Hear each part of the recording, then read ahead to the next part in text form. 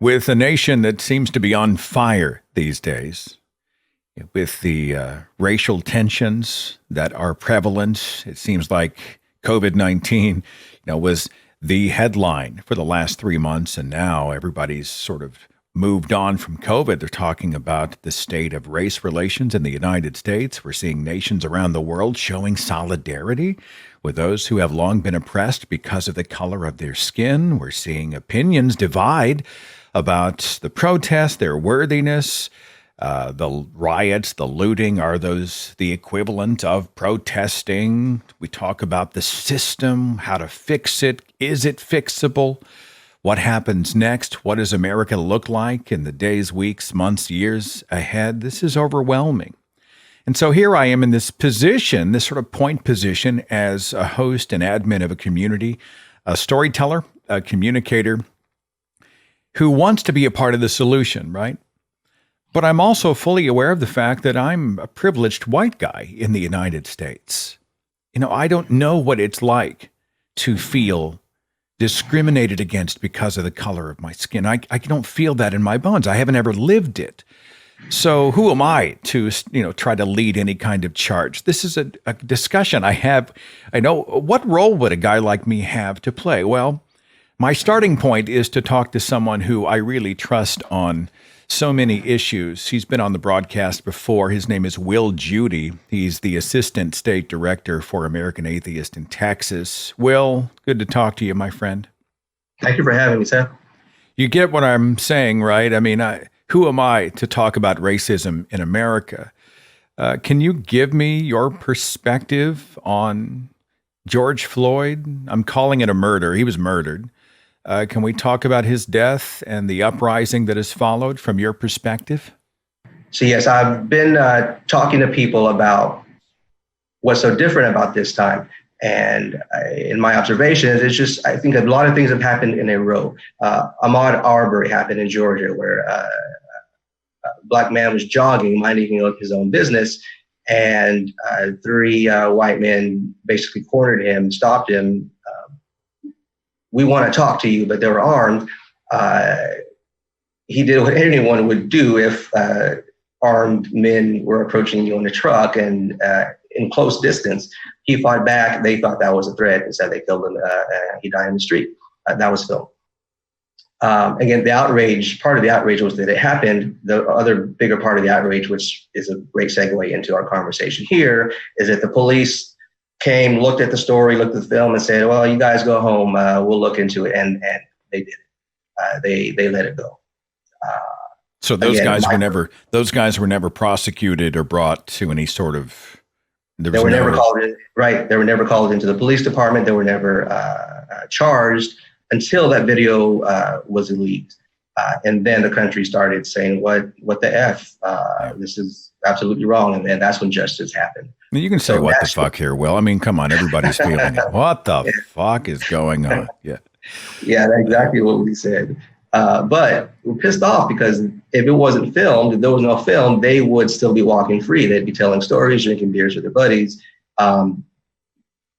That's America. That's a story of America that people don't want to acknowledge. And we'll get to this later, but we're going to have to acknowledge that if we can move forward. But that was one example. Breonna Taylor happened soon after. Before that, she was sleeping in her bed along with her fiance, I believe, and the police served a no-knock warrant, but they were at the wrong address. So they went into her house, her apartment, shot her dead in her bed. There was a firefight. I think her fiance, as any person would do, if people are busting in your door, and he was armed, you grab your gun and you protect your family, your castle. He didn't get hurt, but in the firefight, she was shot dead. So again, no knock warrant. There was really very little of an apology, I believe. This happened very soon after, right before Mr. Arbery's murder. So what they respond by saying, "We're so sorry," and then they move on. Yeah, shit happens. Yeah, is that okay? Yeah. And what about this lady in the park? Right? I mean, she's She's That out. happened. Dog's not on a leash. And what happened there? Yeah, that was Amy Cooper. That was on a Sunday, May 24th. Right. She was in Central Park. Her dog was not leashed, which is a violation of the law over there. And which Christian Cooper, bird watcher, African-American gentleman, calmly reminded her, hey, can you put your dog on a leash? He's on a board of a bird watching society. So he often goes bird watching. I'm sure he often sees people with their dogs off of a leash. So it's something that I think he's used to asking people to do. She was offended.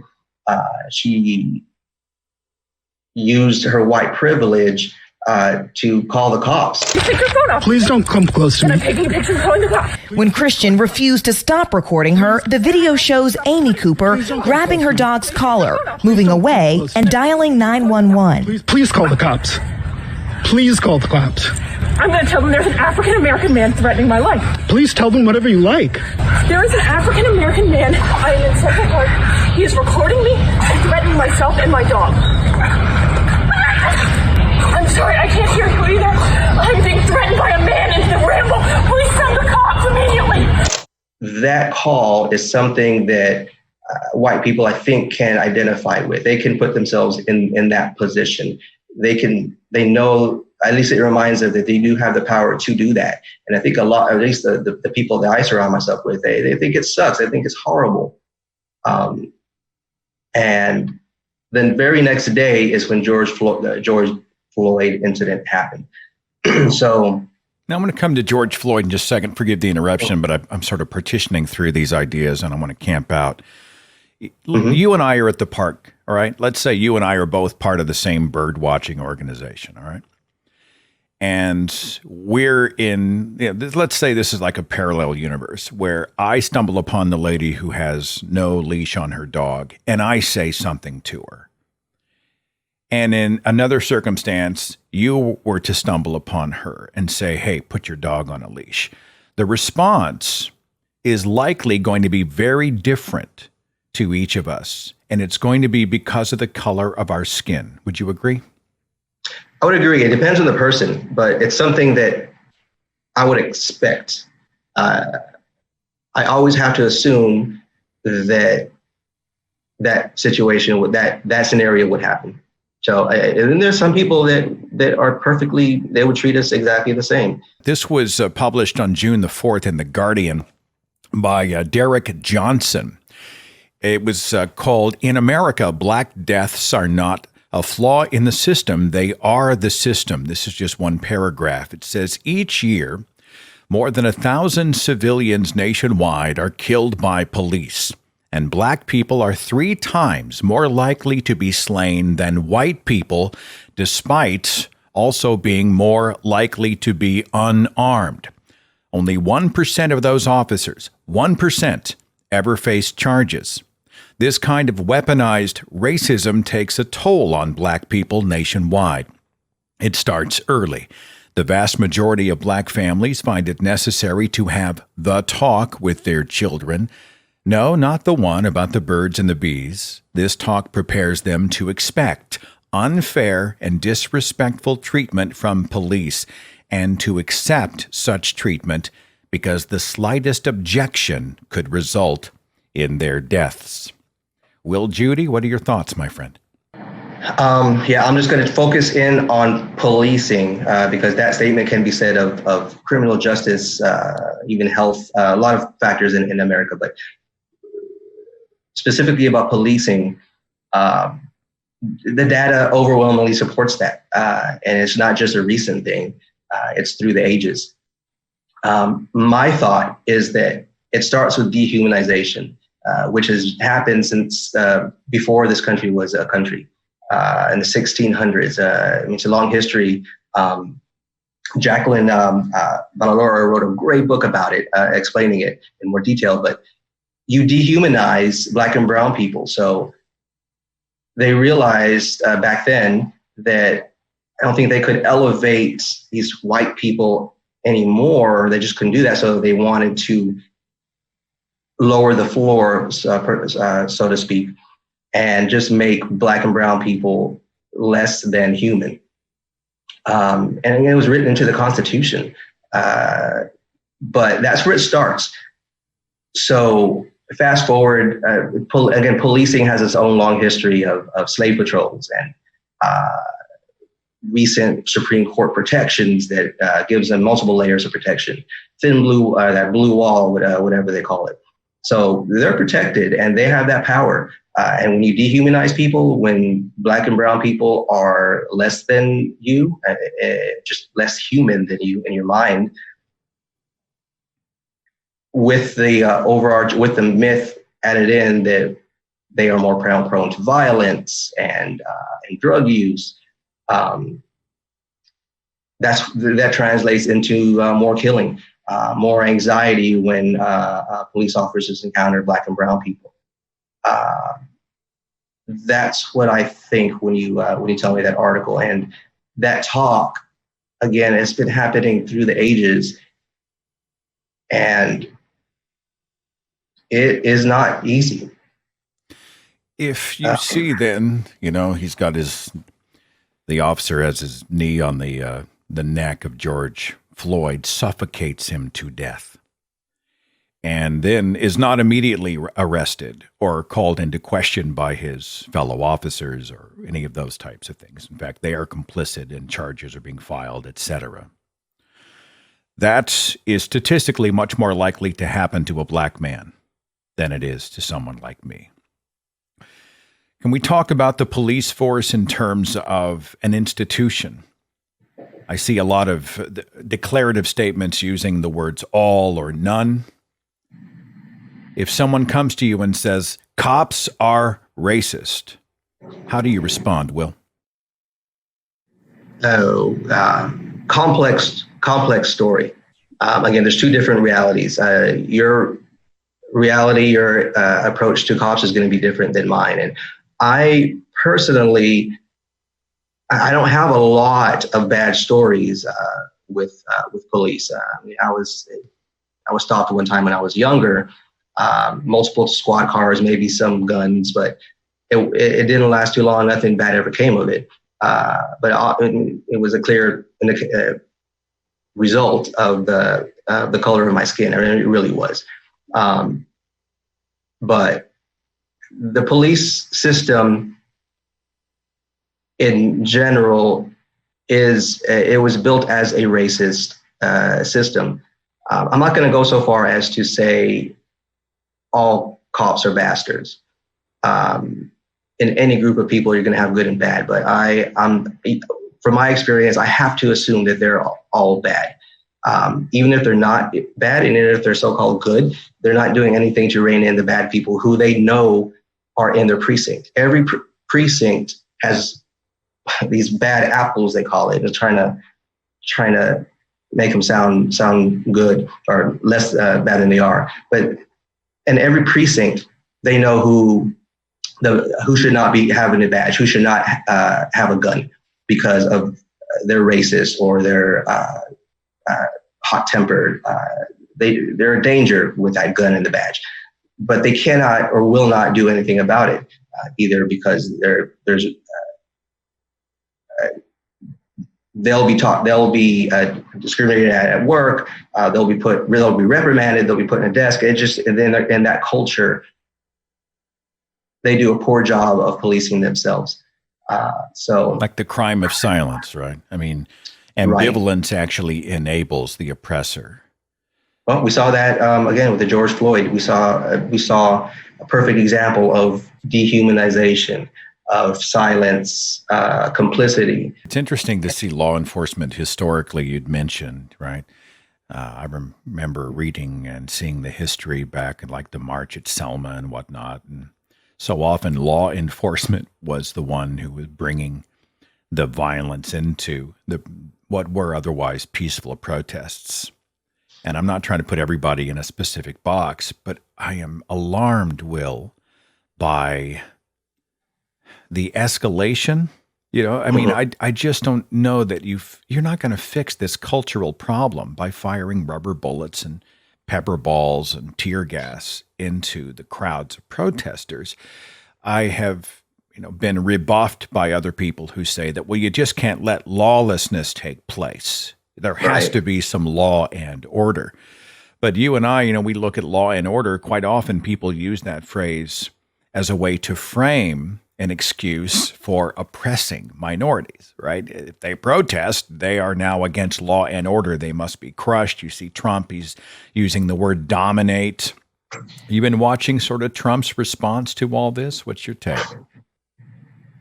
Yeah. Or is that another what the fuck? Yeah. Well, let me address your first statement before I'm getting my thoughts together.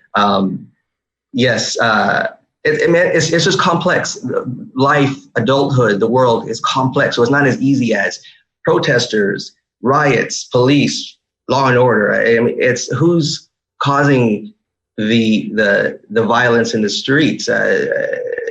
There's reports of police starting it. There's reports of white supremacists in the crowd starting things.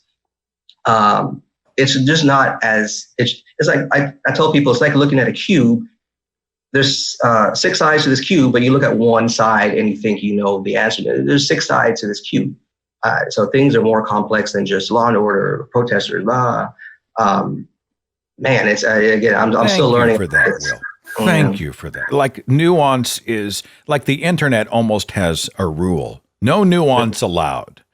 Mm-hmm. And people want to say that the protests are one thing.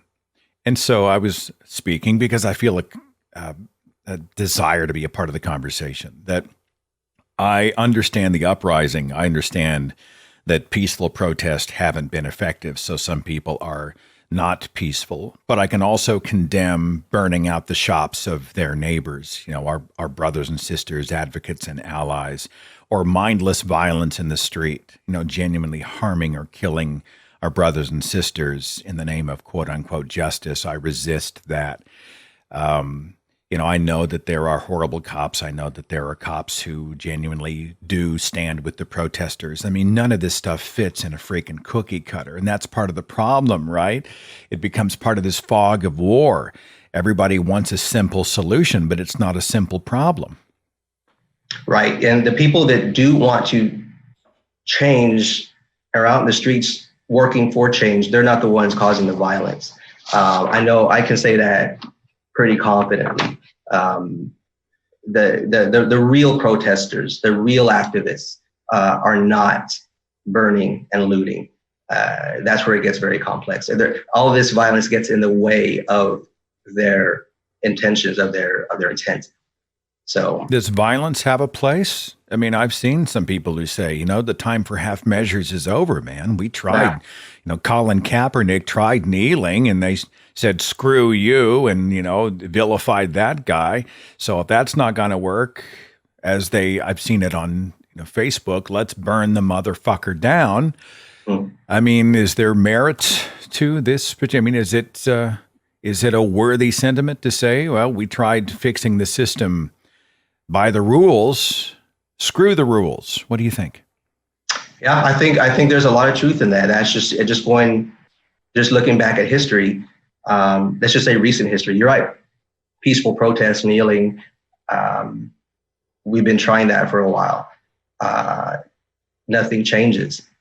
And so violence, again, that's just a simple term for it, but it is a reaction to it. It does get things done. I hate to say it, but it is part of the way things change. And you just have to look back at recent history, long-term history of the USA to prove that.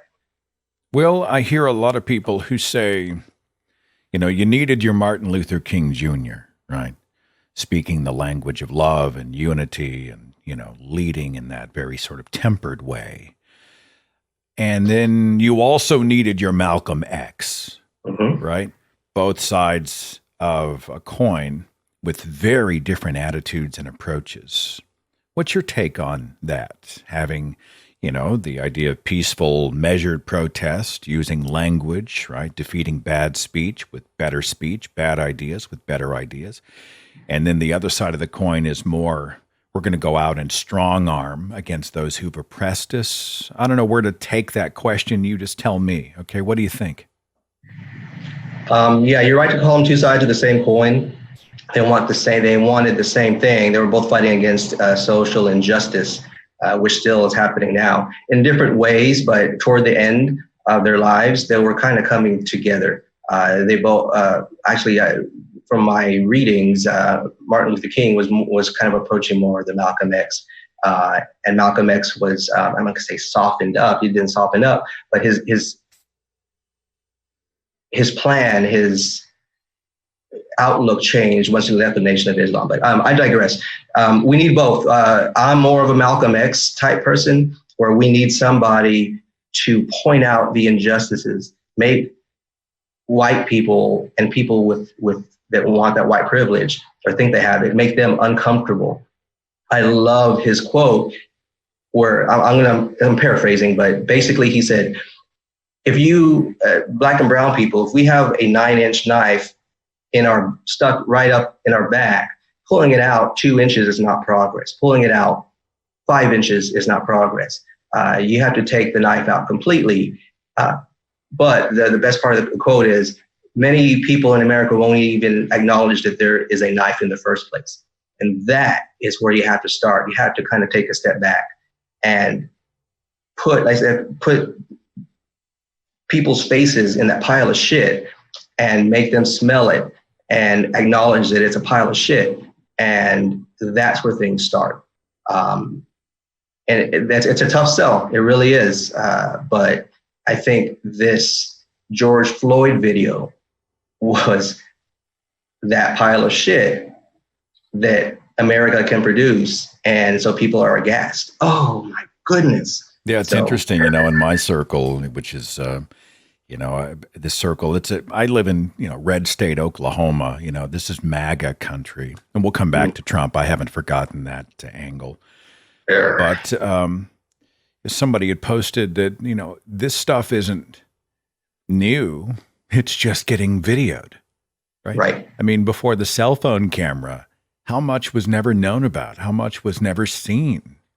And now when everybody's got a camera on their hip, it's a lot harder, or at least marginally harder, for the cops to get away or racists to do what they do.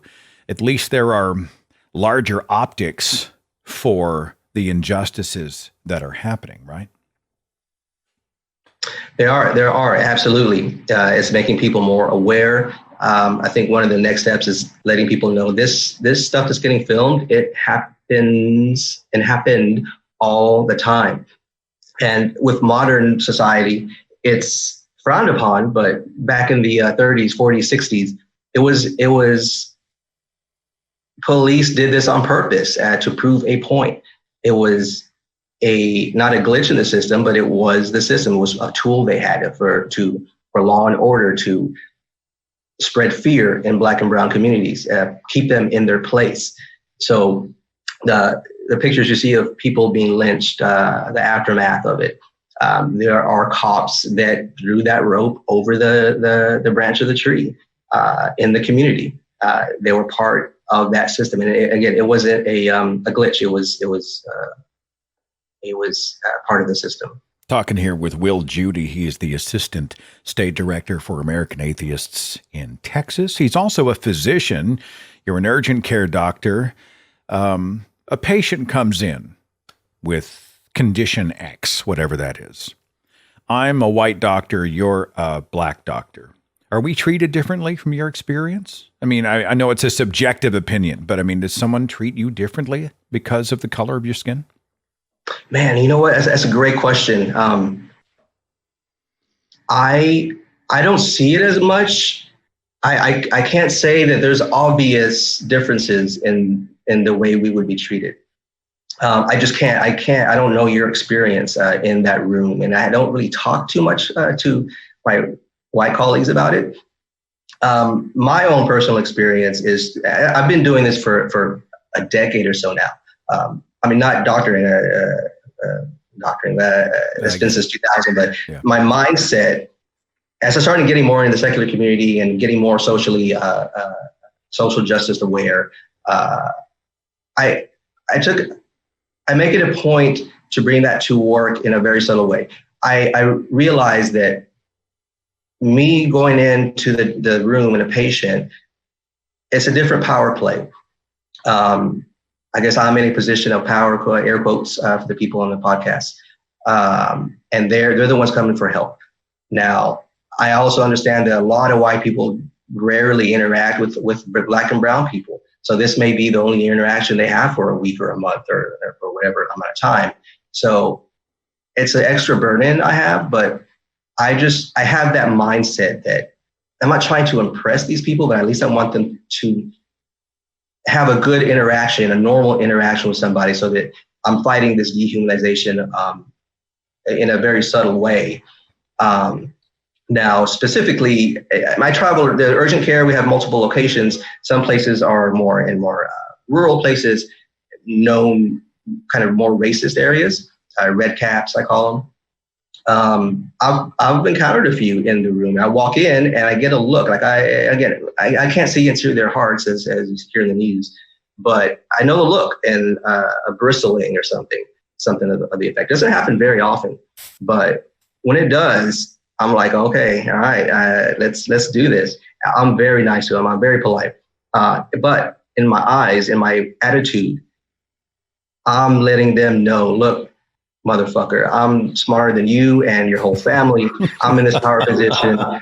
Don't try anything. Like my words are very nice, and I actually do. I want to help. I want to help this person because I'm not going to pretend like I'm going to change their heart or their mind. But at least they walk out of there like, oh man, that didn't go as I expected. They have a little heartburn because it clashes with what their prejudices are, their biases are. The next time they hear a joke, a bad joke, they'll think about me. And it'll just create some cognitive dissonance, which I love. I love doing. I'm planting seeds in my daily life, in my work, and when I work every day, in my work day, I'm planting these seeds. When I see kids, I want to be a good example to children, Black, white, whatever. If it's a white kid, I want them to walk out, again, with a fun, great interaction with this person that happened to be Black or brown, and it plants a seed in their brain. So I carry that burden. I love it. It doesn't, I call it, it's not a burden. I love doing that. I think I don't believe in karma, but if I did, I would be contributing. I get it. I mean, it's cause and effect. I mean, you're humanizing the whole experience. They didn't see you as a color. You were a human being, and you were a healer, and you showed empathy and compassion despite some of the, reservations based on, I mean, you said red hats, right? We don't exactly live in the time of a sort of, I don't know, there's a tonal vacuum at the very, very top where we are desperate for words of strength, empathy, compassion, reconciliation, progression, right? We're hungry as a nation for true leadership. And instead, we see divisiveness and awfulness. That, what's going on in your mind when you see him doing what he does, saying what he says? The obvious answer is that he should just shut up. He makes things worse. You're exactly right. He makes things worse by tweeting and speaking and just being on camera. He should shut up because he's not going to unite people. We all know that. But he's not going to shut up. So yes, you're right. He makes things worse. Now, why does he do that? Is he just ignorant? Is he really a white supremacist? Is he actually a little bit smarter than we think, and he's doing it for a purpose to solidify his power because he knows that the red caps are the ones that are going to keep him in office? I don't know. I don't know that. Now, do you mean like he's just kind of dog whistling to his base? Like he's kind of he knows what he's doing, but he's pandering for the consolidation of power? That's a possibility, rather. Right. It's stoking fear, and fear works as the quickest way to get your base riled up and to vote and to fight for you out there in the churches and spread the word is fear. It's easy. It's so easy these days. Also, coronavirus, and then now the demonstrations to stoke fear, and it works. I've been fascinated with the social psychology of all this since 2016. And that's where my reading and my energy was leading me, to educate people on why these red caps think the way they do, why hypocrisy doesn't have the same effect that it does, or at least revealing hypocrisy. It's fascinating to me. And again, it's multi-layered. It's just very complex, but tribalism is a big part of it. Cognitive dissonance. Will, do you feel like, I'm sorry for the interruption, forgive me. I'm a host. When I see a pause, I jump in. It's an instinct, not always a good one. Please forgive me. When we know racism remains, racists, right? They're not going to go away. But do you feel like, where once they were a little more wary of sticking their head out the door, ever since 2016, do you feel like they have been given a voice? They feel validated. Now they're more racist. I mean, I know it's a subjective opinion. What's your take? Yeah, there will always be racists. I get it. But my goal is to minimize their power. My goal is to change the system so that it's a system that discourages them from popping their head up. It relegates them back to under a rock where they belong, in my opinion, because it makes this country weaker and more divisive. Well, how do we do that, brother? I mean, how do we push our way through them, right? If we can convince these people, how do we evolve through and past them to elevate our society, our civilization? Well, very complex answer. Again, it starts with addressing the social injustice that is baked into our cake. It starts by admitting that there is a dehumanization of Black and brown people. That's really where it starts. I think that's a foundation, and without that, nothing can be done. So the more people actually truly believe that all people are the same, that's the only way we can move forward. But if you're born in this country, which both of us are, you're a white supremacist. It's just baked into this country. I'm a white supremacist, and I fucking hate it. It's something I have to deal with, and over the years I can deal with it pretty easily and recognize these thoughts welling up in me. But everybody who's born in this country is a white supremacist. White privilege is the matrix of who America is, and it's exercised without thought.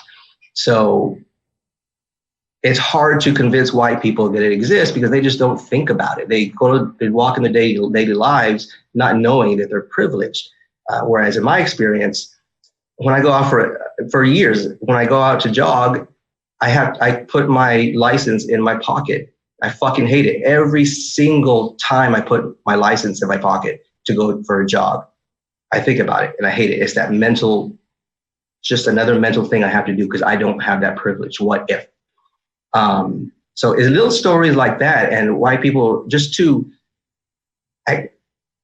acknowledge that white privilege exists, acknowledge the knife is there in our backs, is kind of the first step. And over the years, there's more white people that are acknowledging that. Nowadays, I see a lot of people wanting to be allies. There are ways to do it. I think that's kind of what your question was leading up to. Again, there are, this is just my take. I mean, you're going to get, if you talk to other people, more red people, they're going to get different thoughts. But what you said in the beginning about shutting up and listening, and that's for this acute phase, for this stuff happening now, I think that's a good way to go. If you have a conversation with a Black or brown person, you're going to, when they were saying something, you're going to want to instinctively be like, blah, blah, blah, and chime in or try to give some kind of anecdote or blah, blah, blah. Don't do it. Just shut up. You have nothing to add to this conversation. Trust that we know our history better than you know our history. And listen, that goes a long way. in this acute phase, we call it, just there's all this unrest happening now. That's a good way to go. Your mindset should be, I have nothing to add to this conversation. I'm going to listen and learn. Is Black Lives Matter an example? This is a leading question because I know the answer, but it's a part of the conversation. Mm-hmm. You know, there's a group of people and you say Black Lives Matter, which is an effort to try to demonstrate how things have been weighted against a specific demographic, the discrimination and dangers that Black people face. And there's a group of people who are like, all lives matter. They immediately knee-jerk the other way. It's like they don't really understand why focusing on a problem would be a meritorious thing to do. You know, it's not a problem for me. Doesn't my life matter? I'm white, or I'm this, or I'm that. Perhaps you can give me an elaboration or better perspective. Black Lives Matter. What do you think? Yeah, the Black Lives Matter it's in the name. It's an attempt to smash that dehumanization. It's not to elevate Black people above everyone else. It's to elevate them to the level of everyone else in this country, in the minds of this country, in the minds of the system. So it's in the name. It's trying to smash that dehumanization. What do you think of this analogy, Will? I mean, as someone said, it's like you're at a table with 10 people and Bob has no food and everybody else is enjoying dinner. And you say, hey, everyone, Bob has no food. And everybody else says, well, what about me? You know, why aren't you talking about me? Well, you've got a full plate. You know, you've got your dinner, but Bob has no food. And I think, you know, I don't know if it's a perfect analogy, but the idea that you are, you know, you've got a hyper focus. I don't know where you stand on identity politics. I see benefit and utility to drawing a circle around marginalized groups. I'm also that cat who, you know, kind of, we are the world. You know, we're all the human animal. We're all the same. We're all brothers and sisters. Let us join hands. You know, I'm a kind of two minds on it. I'm kind of all over the place. But I mean, does that analogy ring true? You know, the person who is going hungry is the one we should focus on. Yes. I think that those people who have the food on their plates, that there's a mindset that this is a zero-sum game, that if it's either all or none. If I help this Bob get some food, I am going to suffer. I'm going to lose. I'm going to be Bob. But it doesn't have to be. Doesn't have to be the case. You can help Bob and improve the health of the whole table. Bob benefits from that, and the whole table benefits from that because everybody's healthier. So that mindset of a zero-sum game, again, it's kind of a simple way to say it. I know every kind of situations are different, but for the most part, I'm pretty certain that it is not a zero-sum game. You helping Bob out helps the whole table. You know, somebody, I'm sorry. Once again, I hear a pause and I jump in. Yeah, identity politics, from what I know, it's bad if that bubble is trying to influence legislation and make rules for a greater society. But there's benefit to something like that bubble identity politics if you're trying to smash injustice and a rule that's oppressive. So the civil rights movement, you could call identity politics, but it was trying to smash injustice. Whereas Christian nationalism is identity politics, but they're trying to implement legislation, then implement rule in their mindset. To prefer one tribe over another. And make that the law. Yeah. Talking here with Wil Jeudy. He is the Assistant State Director for American Atheists in, did I already say Texas? Yeah, you live in Houston, right? I do. Is there a heavy racial component in your city? I mean, you guys seeing the protests, the unrest? Are you seeing this sort of outrage spilling into your city? Mainly peaceful protest. There was a huge one because George Floyd was from here and his family is here. So his family marched there's a peaceful protest on Friday. It was recently. It was 60,000 people, I believe. It was wonderful. It was terrific. We don't have a lot of the violence. There's some, but again, I've heard references to police kind of aggravating people and stoking this violence. Kind of a complex story, but for the most part, it's been a peaceful demonstration here in Houston. It's hard, isn't it? I mean, somebody posts a Twitter video and, all right, well, here's a protester smashing windows and stealing a microwave. And then you see another Twitter video and it's a cop who's bludgeoning somebody over the head. A reporter is arrested on live television. And you watch another video and there's a white kid who beats somebody with skateboards. And then you shoot another video and it's Candace Owens doing what she's doing. And after a while, it becomes so obfuscated that you have no idea what's going on. But people like to say, well, the protests are this, and they say one thing. But there's so many gears in this machine, you know, we have to try to see through the fog, I guess, and see the larger picture. I guess ultimately what needs to come out of this is the larger conversation about equality, right? I mean, when the smoke clears, has the world changed? How do we change the world? What happens next when the smoke clears and everybody sweeps up the broken glass and the protesters go home? Do you see an end game? Do you see anything? Great question. The things happening now, there's peaceful demonstrations, there's pretty serious, and then there's violence. I kind of separate the two for the most part. It has to happen. This is how change happens, at least in the short term. Getting justice for George Floyd, showing some kind of proof that the justice system works as far as not protecting policemen that murder. But the long game is kind of where my mindset is. That's where I think I have the most power with helping. And the long game is changing the system, burning it from the inside. And I say burning because that's kind of what has to happen. This system's been in place since the founding of this country and even before. So it is not an easy fix. These demonstrations are going to have some short-term effects, which I think are going to be, there's a lot of positive from them as far as getting results for criminal conviction, social justice, that type of thing. There's negatives and positive. I get it.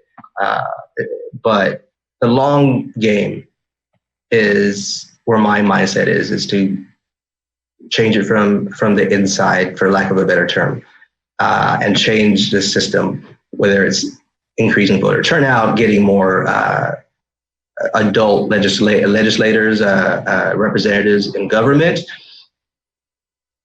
changing things from the inside. That's a more of a long play. What about the police force? Where would you start there? I mean, if it was you, let's say you're emperor of the universe and you can just decide.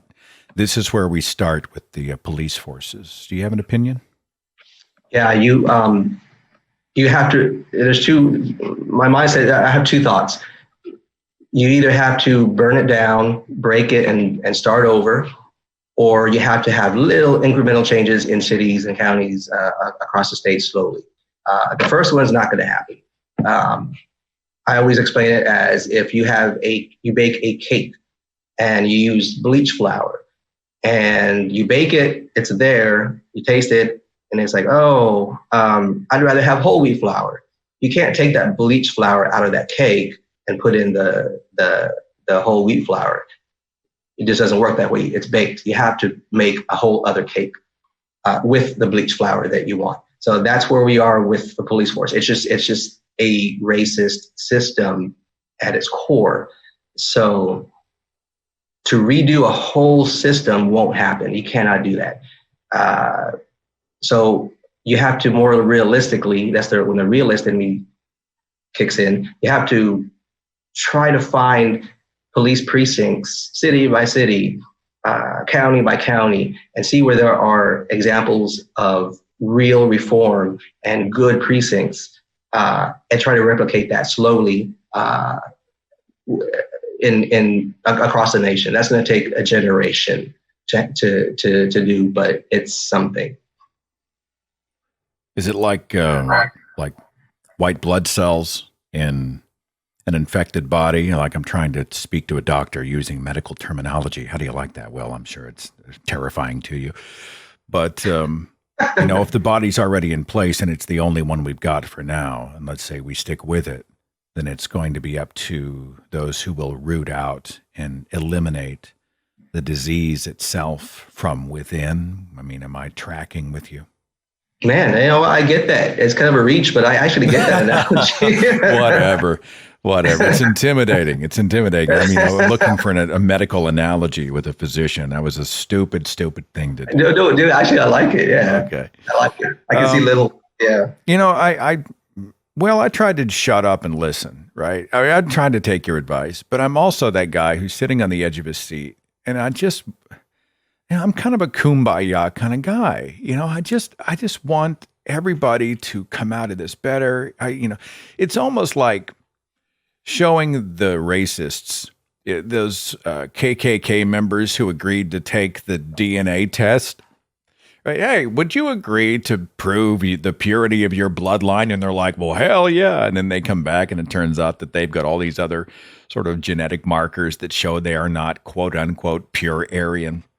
And I sort of come back down to that. We are all really the human animal. We're all the human race. And I have that attitude and I want to try to make a difference. But it's one of those things where I'm like, do I have a place in this somewhere? Do I need to sit back and let somebody else do the heavy lifting? And then if I do that, am I being ambivalent? Am I part of the problem? Talk to me, Will. I mean, what do you need? What is the cause for equality need from a white guy like me? Yeah, it's a great question. I've been talked to Mandisa Thomas about this yesterday, and we're going to have a Zoom meeting tonight, Houston Oasis. It's all about that struggle against injustice, and you're seeing that play out right now. And all these demonstrations, everything's going to calm down in a week or two, or maybe a month from now. And that's where then when things calm down, that's where the real work happens. This is a long-term fight, and what we need from you is a couple things. One, the more important thing is to fight for us and speak for us when we're not around. So at work, if there's no diversity, if you're on a board, if you're at a table with the board members and there's no diversity, speak up. Why are there not more Black and brown people? Work harder to get a more diverse board or at the workplace. Again, you're going to get a lot of pushback and there's risk to that, but that's what we need. We need people just across the country speaking, fighting against the lack of diversity and just fighting against injustice. If someone tells a certain joke or a comment, push back on it. That's one of the things that we need. And I already went over just acknowledging that there is injustice, acknowledging that there's dehumanization. That's kind of where it starts. Educate yourself. There's plenty of books out there. Reading about it and living it are two way different things, but at least it's a step in the right direction. The New Jim Crow by Michelle Alexander is a great book. White Fragility is a book. The movie 13 is on Netflix, I believe. Tim Wise has some great podcasts about, he's been doing it for many years, about injustice and racial injustice. Local communities, I hear Black Lives Matter Houston. If you have some extra money, donate. Black Youth Project, Black Voters Matters Fund. Money is kind of a tight thing these days for a lot of people. I get it, but at least join these groups so that they have more numbers, because with more numbers, they have more clout. And plus you can stay informed with events. So the more informed you are, the better, because there are going to be more events happening. Be a shame if all of this, we have no attention span, right? I mean, people don't have an attention span. It's always we move from one crisis and then we forget about it and move to the next. Be a shame if after all this is over, people were distracted, didn't follow through, didn't continue the cause for real change. I worry about that, because we have the attention span of a goldfish. We just, Right. we immediately move on to whatever's hot in the media, etc. So I just thought. I understand that, but the attention span only has to last until November. We have to stop the bleeding. We really, really do. Yeah. I'm not going to say people can relax after that, but we have to be pissed off until November. We have to have voter turnout. And then we take a breath and we have another conversation, multiple conversations, but we have to keep this pissed off, this anger. We have to keep this at the forefront until November. Pretty sad when we have to look to former presidents and the leaders of other nations for true leadership, right? When looking at the speeches from Trudeau and from Merkel, even Barack Obama, and you think, you forget what real leadership looks like and sounds like until you hear it. And there are people in my audience who get pissed off when we talk politics and they know I despise Trump and they write me angry letters, and those people can just straight up piss off, right? I think this is a human rights issue that we as moral creatures and humanists have to talk about. We're in the middle of a constitutional crisis. We're in the middle of a cultural crisis, a moral crisis. This is not hyperbole. I mean, you and I've never seen anything like this in my lifetime. Have you? No. And I'm 40, I'm 47. This, and plus people older, a lot older than us are saying the same thing. Students of history. This is hard. This is ridiculous. And this is obviously an authoritarian play. And obviously I'm going to fight authoritarianism because the authoritarians that would be in power do not look like me. I will be the resistance. I will be the opposite of what this country wants. So of course I'm going to fight, not only for me, but because we're not an authoritarian country. We should not slide down that path. Wil Jeudy, my friend, it's an honor to be able to hang out and talk with you. And I'm just a fan, and these are weird, wild, crazy, often painful times. But, I think you and I are talking about understanding and solutions. That's a place to start. Thanks for helping to educate us and help walk us through your perspective on all this stuff. We'll continue to watch the headlines and stand shoulder to shoulder as best we can. And all my best down there in Houston. You be safe, okay? Thank you, Seth. I'll see you in the streets.